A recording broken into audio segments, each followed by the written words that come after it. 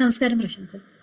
ഈ ഇപ്പൊ ശരിയാക്കി തരാമെന്ന് കേരളത്തിൽ നിരാഹാര സമരം കിടക്കുന്ന ആശമാരോട് പറഞ്ഞ് ഡൽഹിക്ക് പുറപ്പെട്ട ആരോഗ്യമന്ത്രി വീണ ജോർജ് ആശമാരെ പറ്റിച്ചു എന്നുള്ള സൂചനകളാണ് വരുന്നത്. കാരണം കേന്ദ്ര ആരോഗ്യമന്ത്രിയുമായി കൂടിക്കാഴ്ച ഒന്നും നടത്തിയില്ല, അല്ലെങ്കിൽ താൻ അതിനാണ് പോയതെന്ന് ആരോടും പറഞ്ഞിട്ടില്ലെന്നൊക്കെയാണ് വീണ ജോർജ് ഇപ്പോൾ പറയുന്നത്. ക്യൂബൻ സംഘവുമായി പകരം കൂടിക്കാഴ്ച നടത്തുകയും ചെയ്തു. ആശമാരുടെ പ്രശ്നം പരിഹരിക്കും ക്യൂബൻ സംഘത്തിന് എന്താണ് ഇവിടെ കാര്യം എന്നൊന്നും മനസ്സിലാകുന്നില്ല. ശരിക്കും ഈ ആരോഗ്യമന്ത്രി വീണ ജോർജിന്റെ ഡൽഹി യാത്രയുടെ ഉദ്ദേശം എന്തായിരുന്നു? നമ്മൾ എന്ത് കരുതണം?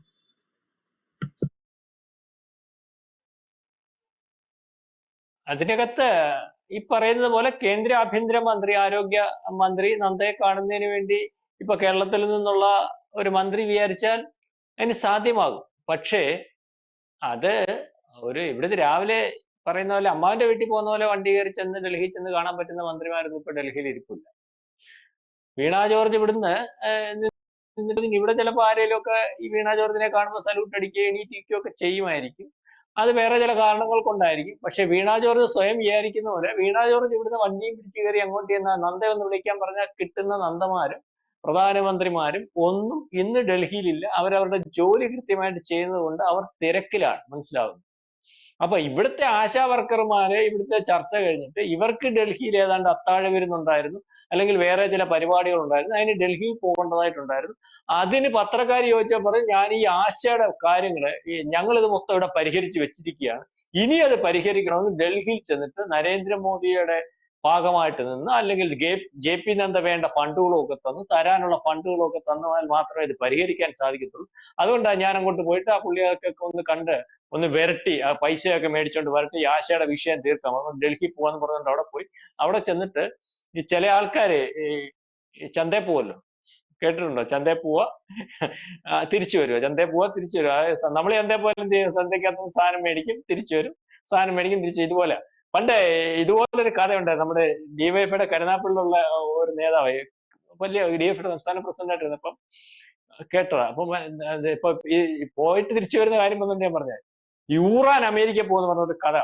ഊറാനെ അറിയാം ലക്ഷ്മിക്ക്? ഊറാൻ എന്ന് പറഞ്ഞാല് നമ്മുടെ ഈ റേഷൻ കടകളിൽ നിന്ന് സാധനം ചാക്കുൾപ്പെടെ മേടിച്ചാൽ അതിനകത്തിരിക്കുന്ന കൊമ്പുള്ള ഒരു ജീവി അറിയാം, അരിക്കകത്തുള്ള കൊമ്പുള്ള ഒരു ജീവി. അതിനാ ഊറാൻ എന്ന് പറയുന്നത്. ഞങ്ങളുടെ നാട്ടിൽ ഊറാൻ എന്ന് പറയും. അരിക്കകത്ത് അറിയത്തില്ലേ, ചണച്ചാക്കുകളിൽ ഇടയ്ക്കിരിക്കും. നമ്മൾ അരി കുടഞ്ഞിടുമ്പം അതിനകത്ത് ഇങ്ങനെ കറുത്തിരിക്കും, ഒരു കൊമ്പുള്ള ചെറിയ ജീവി, സൂക്ഷ്മമായ ജീവിയാണ്. അപ്പം ഈ അരി ഇവിടുന്ന് നമ്മള് ആന്റണിയെ പറ്റി പറഞ്ഞു, മോദിജിയുടെ കാലത്തിന് ശേഷം ഇപ്പൊ നല്ല പണ്ടത്തെ അതെ, പണ്ടത്തെ കാര്യമാണ് പറഞ്ഞത്. അപ്പൊ അത് ആന്റണിയുടെ കാലത്ത് ആന്റണി മുഖ്യമന്ത്രിയായിട്ടിരുന്നപ്പോ ഇപ്പൊ ഡിവൈഎഫ്ഐയുടെ അന്നത്തെ പ്രസിഡന്റ് ആയിരുന്നു അദ്ദേഹം.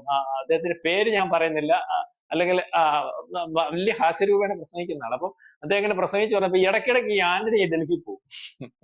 പോയിട്ട് ഇത് പുള്ളി അങ്ങോട്ട് പോകും, തിരിച്ച് പുള്ളി ഇങ്ങോട്ട് വരും. എന്തോ പ്രയോജനം ഉണ്ടെന്ന് പുള്ളിക്കും അറിയത്തില്ല, ഇവിടുത്തെ ആൾക്കാർക്ക് ഒരു പ്രയോജനം കിട്ടുന്ന ഒരു അവസ്ഥയിൽ. കാരണം അവിടൊക്കെ ഭരിക്കുന്നത് കോൺഗ്രസും കൂടെ.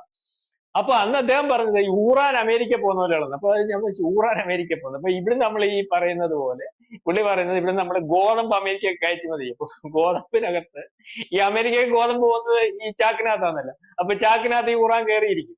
എന്നിട്ട് അവിടെ ചെന്നിട്ട് അവര് ഗോതമ്പ് ഈ അവിടെ ഇറക്കിയിട്ട് ഈ ചാക്ക് തിരിച്ചു വിടും. അപ്പൊ ഈ ഊറാൻ ഈ ചാക്കിനകത്തൂടെ വീണ്ടും തിരിച്ചിങ്ങ് വരും. അപ്പം ഊറാൻ അമേരിക്ക പോകുന്നതല്ല, ഗോതമ്പ് അവിടെ ആവശ്യം ഉണ്ടായിരുന്നു, അവരെടുത്തു. അതിനുശേഷം ഈ ഊറാൻ ആ ഗോതമ്പിന്റെ കൂടെ ചാക്കിനകത്തിരുന്ന് അമേരിക്ക പോകുന്നു, ആ ചാക്ക് തിരുമ്പോ തിരിച്ചു വരുന്നു. ഇതുപോലെയാണ് ആന്റണി പണ്ട് മുഖ്യമന്ത്രിയായിട്ടിരുന്നപ്പോ കേന്ദ്രത്തിൽ പോയി കാര്യം സഹായിക്കാൻ പോകുന്നത്, ഡൽഹി പോകുന്നതെന്ന് പറയാം. ഇപ്പൊ ഇതേ ഊറാൻ ആയിട്ട് മാറിയിരിക്കുകയാണ് വീണ ജോർജ്. കാരണം അവര് ഡൽഹി പോകുന്നു എന്നുള്ളതല്ലാതെ ആ ഡൽഹി പോക്കുകൊണ്ട് കേരളത്തിനോ ഈ ആശമാർക്കോ അംഗൻവാടി ജീവനക്കാർക്കോ ഒന്നും പ്രയോജനപ്പെടുന്ന ഒരു അവസ്ഥയില്ല.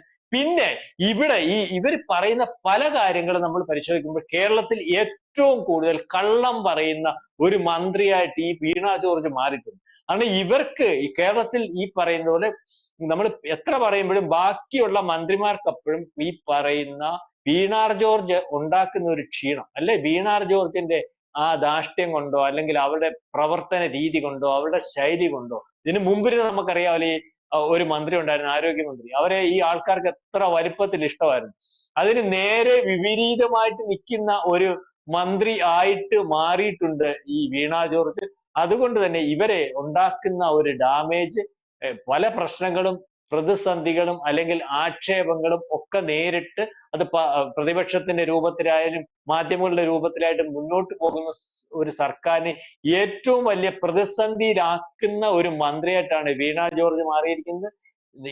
JP നദ്ദയെ കണ്ടതിന് ശേഷം മാത്രമേ ഇനി തിരിച്ചു വരത്തുള്ളൂ എന്നുള്ള വ്രതമെടുത്ത് ഈ പറയുന്ന മന്ത്രി ഡൽഹിയിൽ നിൽക്കുന്നതായിട്ടാണ് നമുക്ക് മനസ്സിലാവുന്നത്. ഏതായാലും അദ്ദേഹം അപ്പോയിന്റ്മെന്റ് ചോദിച്ചാൽ ഒരു മന്ത്രി എന്ന നിലയിൽ കേന്ദ്രമന്ത്രിക്ക് സമയമുള്ള സമയത്ത് കാണാമെന്നുള്ള ഒരു അപ്പോയിന്റ്മെന്റ് കൊടുക്കുകയും കാര്യങ്ങൾ കേൾക്കുകയും പരിഹരിക്കാൻ പറ്റുന്ന കാര്യങ്ങൾ പരിഹരിക്കുകയും ഒക്കെ ചെയ്യുന്ന മന്ത്രിമാരാണ് ഇന്ന് കേന്ദ്രത്തിലുള്ളത്. അതിനകത്ത് ഇവർ ഈ പറയുന്നത് പോലെ കൊടുക്കാതിരിക്കുന്ന അവസ്ഥയൊന്നുമില്ല. പക്ഷെ പൈസ മേടിച്ചാൽ ആ മേടിക്കുന്ന കാര്യത്തിന് ചെലവാക്കണം, ചെലവാക്കിയതിന്റെ കണക്ക് കൊടുക്കണം.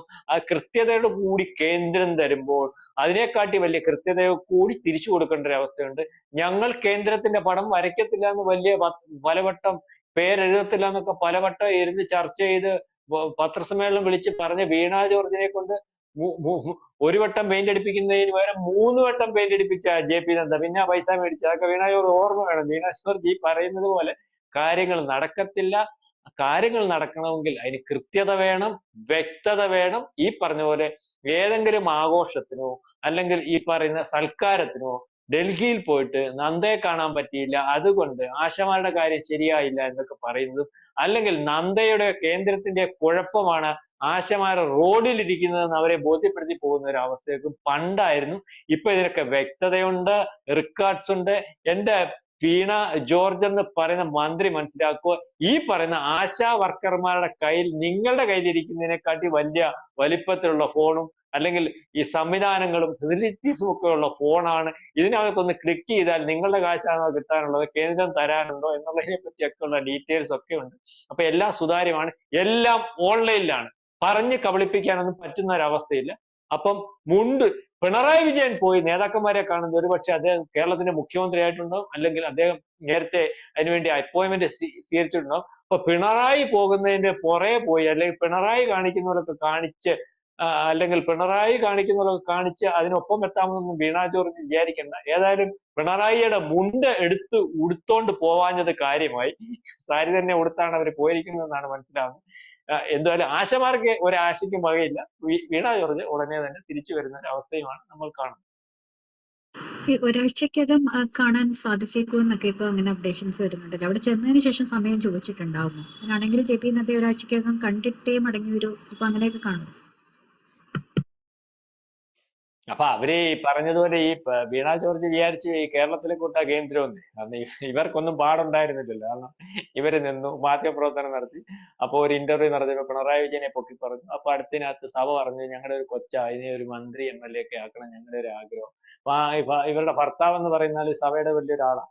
അപ്പൊ അവർ സ്വാധീനം വെച്ചിട്ട് ഇവരെ അവിടെ നിന്ന് പാർട്ടി സീറ്റ് കൊടുത്തു, MLA ആയി കഴിഞ്ഞപ്പം എളുപ്പം മന്ത്രിയായി. അപ്പൊ ഇവര് വിചാരിച്ച് ഇപ്പൊ കിട്ടിയതുപോലെ എല്ലാം ഉള്ള കാര്യവും ഇതുപോലെ പണി ചെയ്യാതെ അല്ലെങ്കിൽ ജോലി ചെയ്യാതെ പണി ചെയ്യാതിരിക്കുന്നതൊക്കെ അലങ്കാരമായിട്ട് കൊണ്ടു നടക്കുന്ന ആൾക്കാരാണ് ഡൽഹിയിലുള്ള JP നദ്ദ എന്നൊക്കെ വിചാരിച്ചു ഇവരിടുന്ന വണ്ടി കയറി അങ്ങോട്ട് ചെയ്തു. മാത്രമല്ല ഇവര് വിചാരിച്ചാണ് ഈ കേരളത്തിലെ മന്ത്രിയായി JP നദ്ദയെക്കാട്ടി വലിയ പൊസിഷനിൽ ഇരിക്കുന്നതൊക്കെ വിചാരിച്ചാണ്. കാരണം ഈ ഉള്ളഹങ്കാരം വളരെ വൃത്തിയായിട്ടുണ്ടല്ലോ, ഏതാണ്ടൊക്കെയാണെന്ന് പറഞ്ഞിട്ടല്ലേ ഇവരൊക്കെ നടക്കുന്നത്.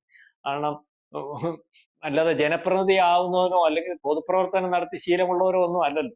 ഓരോരുത്തരുടെ കെയർ ഓഫിൽ അല്ലെങ്കിൽ സഭയിലെ ചാരി നിന്നായാലും പിണറായി വിജയനെ ചാരി നിന്നാലും അല്ലെങ്കിൽ നേതാക്കന്മാരെ ചാരി നിന്നാലും ഒക്കെ ആയിട്ടുള്ളതാണല്ലോ.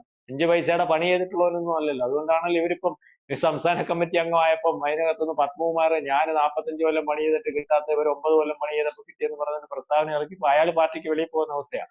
അപ്പൊ ഇതേ രീതിയിലുള്ള കാര്യങ്ങളാ. അപ്പം അതുകൊണ്ട് ഒരാഴ്ച കൊണ്ട് കാണാൻ പറ്റുമായിരിക്കും. വന്ന് അവിടെ ചോദിച്ചാൽ മതി. ഇതിനൊരു ഫോമൊക്കെ അല്ലെങ്കിൽ അതിൻ്റെതായ ഫോർമാലിറ്റീസ് ഉണ്ട് വീണയെ കേന്ദ്രമന്ത്രിയെ കാണുന്നതിന്. കാരണം പ്രോട്ടോകോൾ അനുസരിച്ച് നിങ്ങളെക്കാട്ടി വലിയ വലിപ്പത്തിലിരിക്കുന്ന പോസ്റ്റാ JP നദ്ദയുടെ പോസ്റ്റ്. അപ്പൊ അതിന് പ്രോട്ടോകോൾ ഉണ്ട്. അപ്പൊ അതനുസരിച്ച് അദ്ദേഹത്തെ കാണാൻ പറ്റും. അദ്ദേഹത്തിന് സമയം ഉണ്ടെങ്കിൽ നിങ്ങളെ കാണുകയൊക്കെ ചെയ്യും, നിങ്ങളുടെ കാര്യങ്ങൾ കേൾക്കും. പക്ഷെ അദ്ദേഹം ചോദിക്കുന്ന ചോദ്യത്തിന് വളരെ കൃത്യവും വ്യക്തമായിട്ടുള്ള മറുപടി കൊടുക്കേണ്ടി വരും. പൈസ എന്തിന് ചെലവാക്കുന്നു? അതൊക്കെ കൊടുത്താൽ പൈസ തരാനുണ്ടെങ്കിൽ അവർ തരും, അതിനകത്ത് കുഴപ്പമൊന്നുമില്ല.